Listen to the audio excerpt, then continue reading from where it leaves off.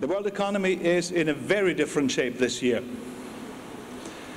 We obviously talked and probably realized a recession in the United States.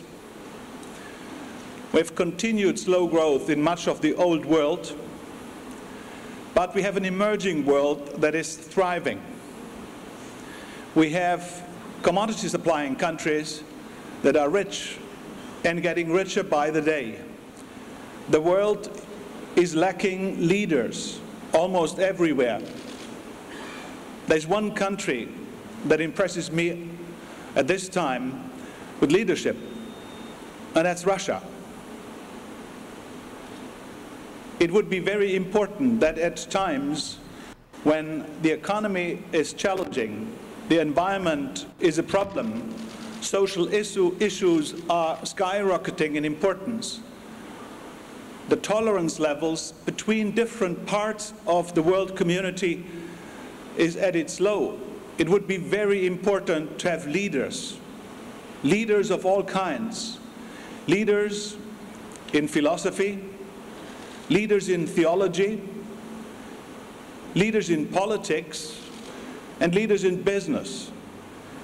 There are very many countries, societies, and groups still around the globe that do not pay world market prices for scarce commodities.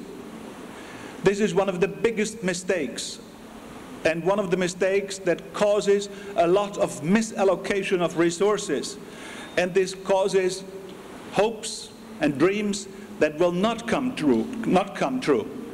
If you base something on a wrong set of prices for your input, you end up in catastrophe, not in a solution. As the next Congress of the United States will be a leading country to move forward the regulatory environment in climate change.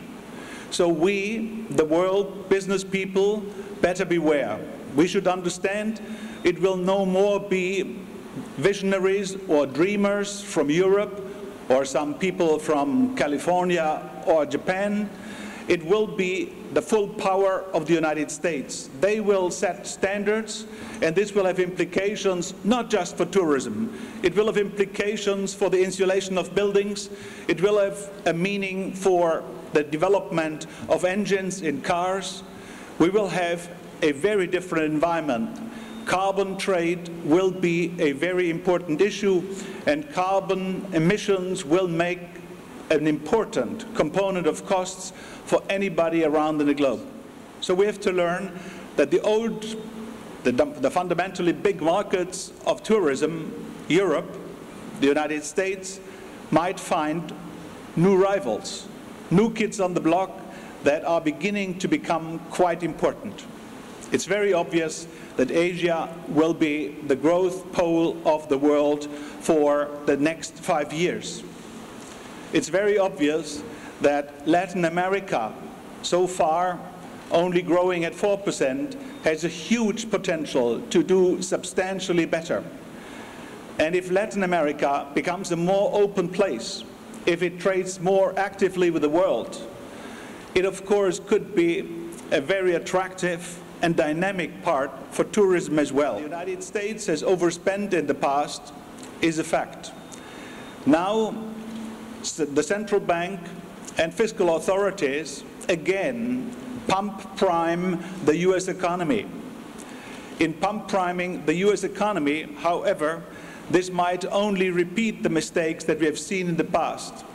And the question is whether the rest of the world will continue to finance the overspending of the United States. And frankly speaking, I don't know. This is an open question.